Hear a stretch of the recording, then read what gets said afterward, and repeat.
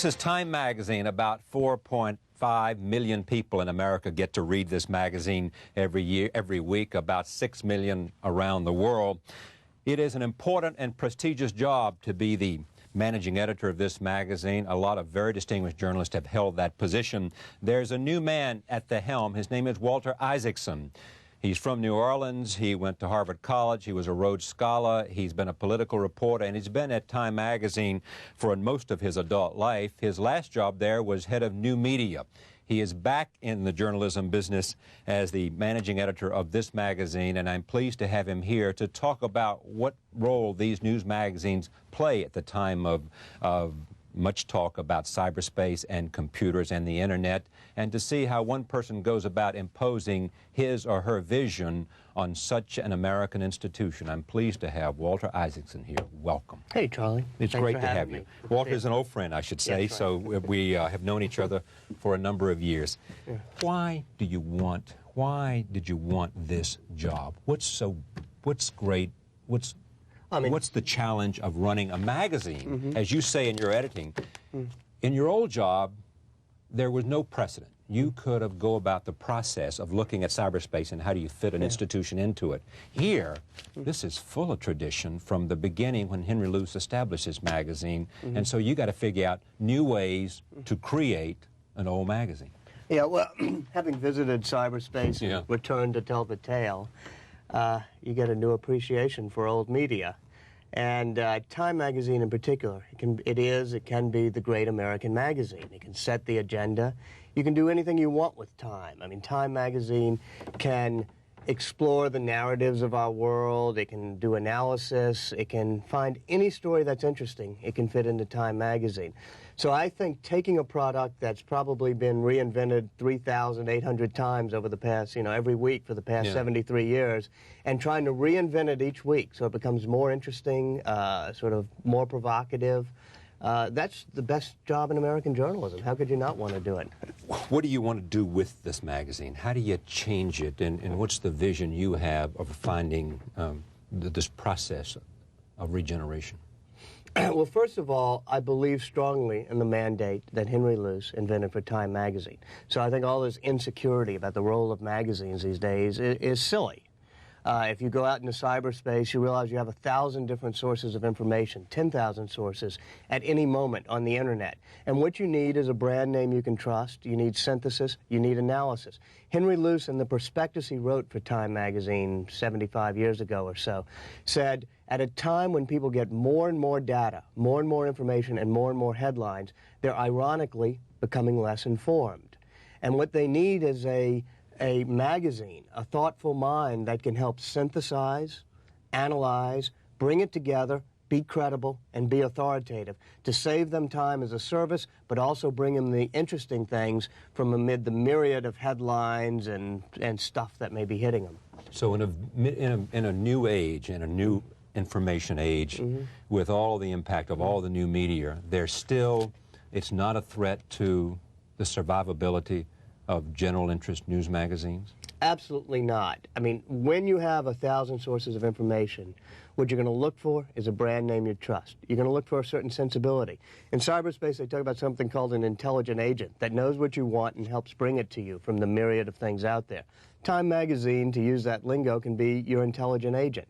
It can also help set the agenda so that in a time when everything is fractured, 500 channels, hundreds of thousands of places to go on the World Wide Web, what we do need in this country, and maybe in this world, is common ground, a place where we can all sort of share a certain amount of information, a certain base of analysis, so that democracy and our society can work better. And in some ways, Time is both an intelligent agent and the common ground we have in our society. What's the most important thing a new editor can do for a magazine, whether it's Time or Newsweek or U.S. News and World Report or Vanity Fair? Yeah. What can a new editor do? Well, first of all, I think making a great magazine is really a sentence-by-sentence, paragraph-by-paragraph, story-by-story process. You have to say, okay, they're in the budget negotiations. Let's get the best reporting possible. Let's get to Dole and find out what he was really thinking.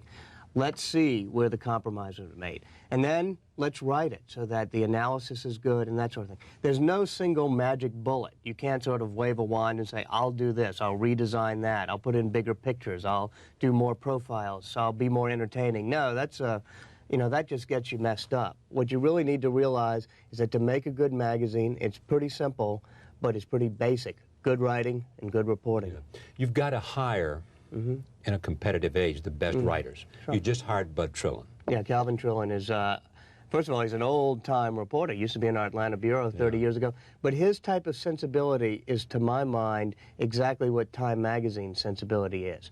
Smart, interested, curious, but open-minded, willing to be sensible, not to be knee-jerk and ideological, but still to have opinions, still to have thoughts. Does the magazine in this age, where you're looking for every competitive edge you can get in a very difficult competitive environment, you're looking for names that draw to the institutional name, a Calvin Trillin, a Robert Hughes, a Robert Wright, all those people are all writers of them that bring Time, people. And others, Michael Kramer and other people who have a column or have a byline that's visible to people.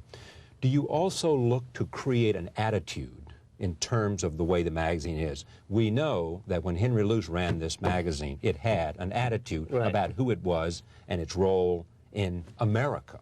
Well, yes, you want to have a voice, you want to have a set of core beliefs, and you want to have a set of values. The word attitude, I sort of flinch at a little bit because in the past few years, attitude has taken on another meaning, which means a little bit too hip, a little bit cynical, a little bit ironic or post-ironic, whatever it may be. And I'm not sure that you want to have that sort of mix of irony and sensationalism that goes under the rubric of attitude, at least in the magazine world of New York City. So what I'm looking for, and what I think Time Magazine should be looking for, is the right tone, a set of core beliefs, and a set of core values. And I think that those are based on sort of a sensible American common ground, an approach where we ask certain basic values that we all share, like what's good for the kids, clean up after ourselves, a certain faith and free minds and free markets, and a certain sense that whatever the proposal is, the most basic question we should ask is, yes, but does it work? Those are the type of, I think, sensible approaches, attitudes, if you want, or tone that Time Magazine must bring to every piece of analysis we do, whether it's this week's cover on why crime is going down, or last week's on whether the FDA should approve a synthetic, a scientific cover about whether they should approve a synthetic type of fat for our diets. Any of those things, you can take a sensible, does-it-work approach and be of real service, of real value to readers. Is the most important choice you make as managing editor the choice of the cover? Where you come down on what ought to be the cover for this issue? Yeah, certainly that's the most visible choice you make. I guess also important choices of who do you hire to write for you? Who do you hire to make photographs or whatever? But if 2 years from now, Norm Pearlstein, who's sort of in charge of all the editors there, calls you in and says, how do we measure your performance over the last 2 years? What's the standard that you measure a magazine editor? Does it have to do with the choice of covers? Does it have to do with how you've set the direction of this magazine? I think for Time Magazine, it's very simple how we measure ourselves, which is, have we earned the authority and the credibility to make ourselves at the center of the American debate? I think that comes from having, in terms of economics, it means getting good renewals and keeping our subscriptions up.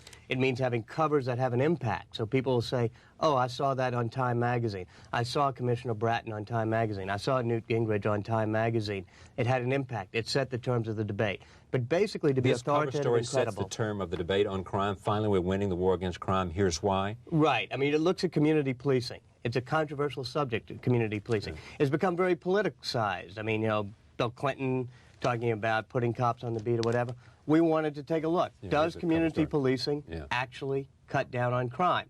We looked at that without a preconceived notion. When we went into that cover, I didn't know what the answer was going to be. Somewhat surprisingly is yes, community policing does help cut down the crime rate.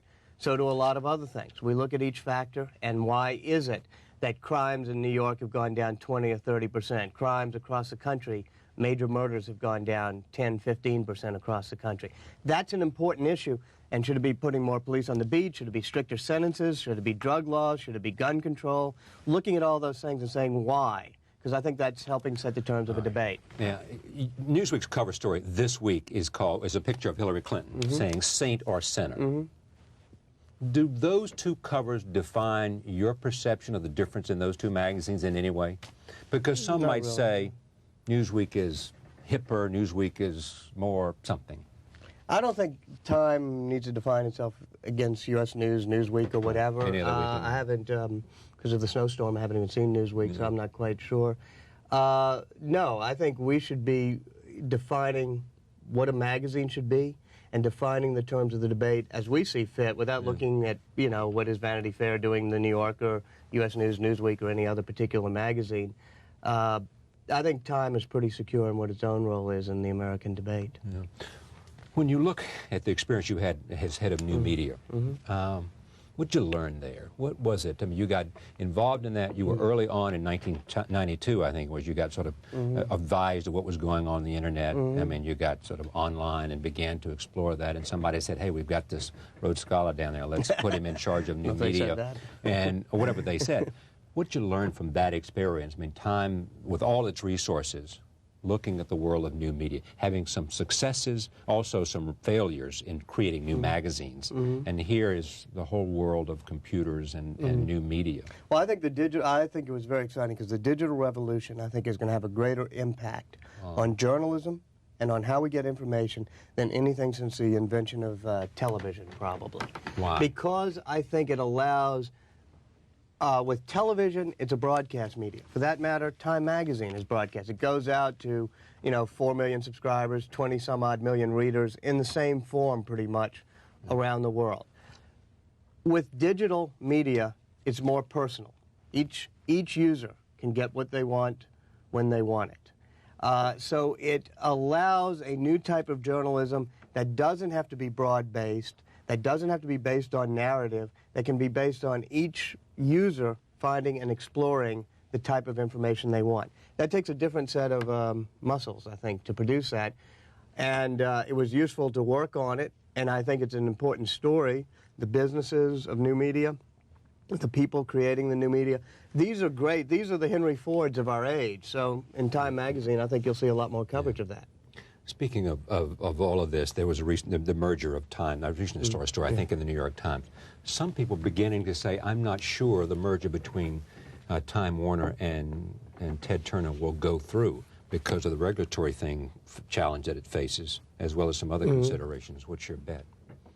Well, first of all, when I was doing new media, I was very involved because we're doing a lot of things with CNN in our television work and in our interactive stuff.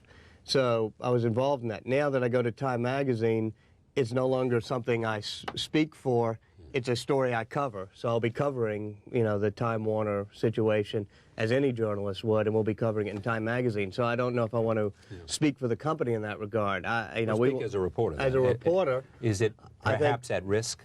Well, I think there are many reasons that the deal may not go through. John Malone, who's the head of TCI, which is the cable company that's a major stockholder in Turner and would be in the new entity, if he doesn't want it to go through, he can probably block it. He says he wants it to go through, but if they have to change the terms of the deal, he'll find a way out. He'll find a way to block it. Likewise, the Federal Trade Commission, it's a political year. Who knows what will happen? So I think the chances are still much better than 50-50 it'll go through, but you can see a lot of roadblocks. As we're covering this deal, we can see a lot of roadblocks on the way. Is Turner still enthusiastic for the deal?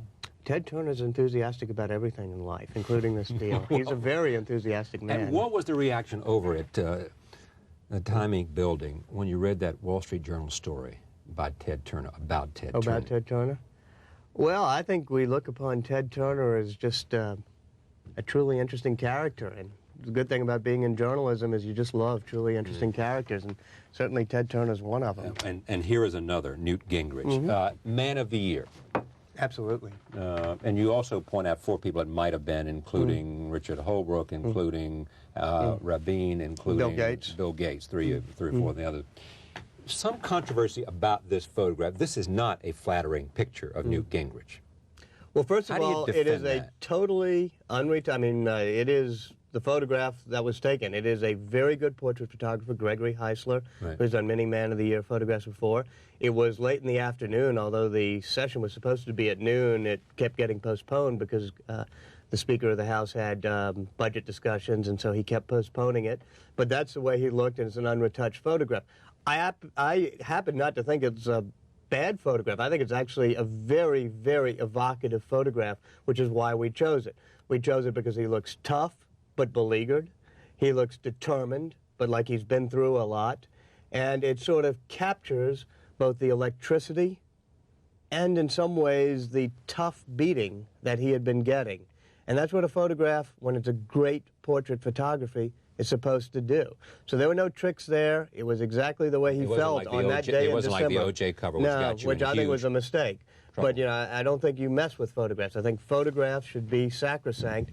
That is a pure and good portrait photograph. But did anybody, when Time Magazine sat around to debate this, we were sitting around, did anybody say, you know, this is going to look, notwithstanding it was 3 o'clock in the afternoon, notwithstanding we're delayed, did anybody say, this is going to look like a cheap shot to some people who care deeply about Newt Gingrich, and they're going to raise questions about our Well, bias? the Speaker has been autographing them like crazy, so I don't think he minds. So it's not an issue, nobody's complaining about it? Not an issue with him. We were looking at it, and yes, we said he looks beleaguered, he looks tough, he looks tired, he looks like he's been through the ringer, but he looks like he is determined to hang in there.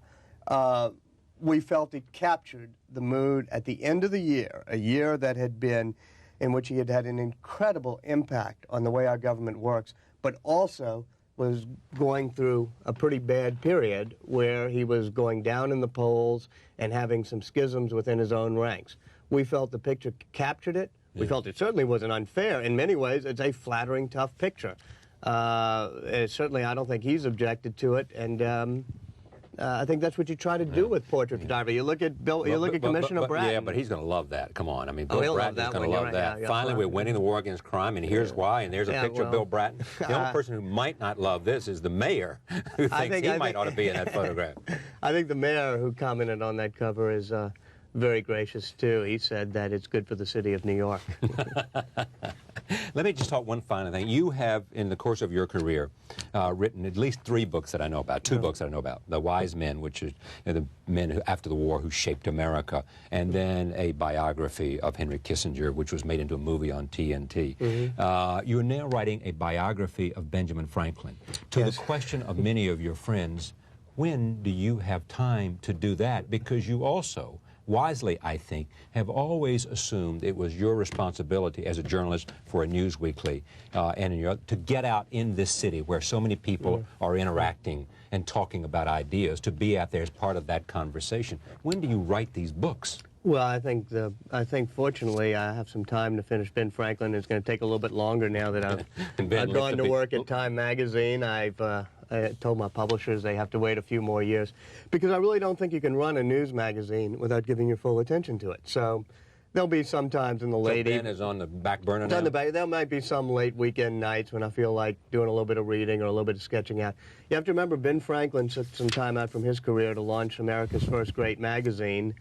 And he was a magazine editor for a while. So I think editing Time Magazine, I can sort of consider that research into the life of Ben Franklin, see what it's like to edit a magazine. Henry Luce once said a wonderful thing, I thought. I mean, this program, as you know, is fascinated with the impact of personality on decision-making. Sure. And we're interested in Henry people. Luce, yeah. And Henry Luce said, when is Time Magazine becoming too personality-oriented, he said, no, we didn't start that game, the Bible did. You know, if you want to tell tales that have a moral view or that tell history or whatever it is, both like the Bible or like Time Magazine, if you tell the tale of history through the people who make it, it's easy to convey both the morals and the liveliness of the events of our time.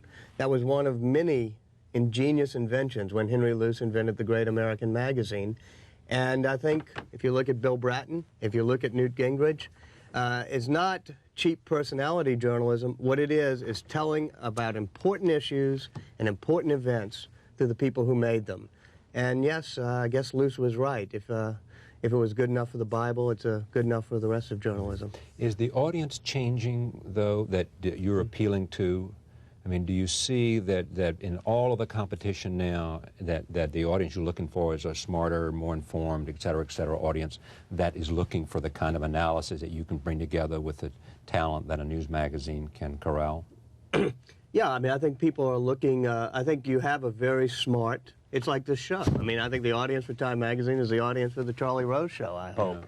Yeah. It's a very healthy magazine. It's a very profitable magazine. It's got a great circulation. So it's not like we have to scramble around and become more sensational or more entertainment-driven. And we have the luxury of being as smart as we can be, of thinking as hard as we can think, and of trying to appeal to the best instincts of our readers and to their minds and to their hearts without having to pander or be hot or sensationalistic or, you know, whatever it may be. So I think it's like your show. For us, we're very lucky. It's a strong, strong franchise, and we don't have to debase ourselves. Thank you. Time Magazine, Walter Isaacson, the new managing editor, an interesting job in interesting times. We thank you for coming. Pleasure. See you soon. Hey, thanks for having me, Charlie. We'll be right back. Stay with us.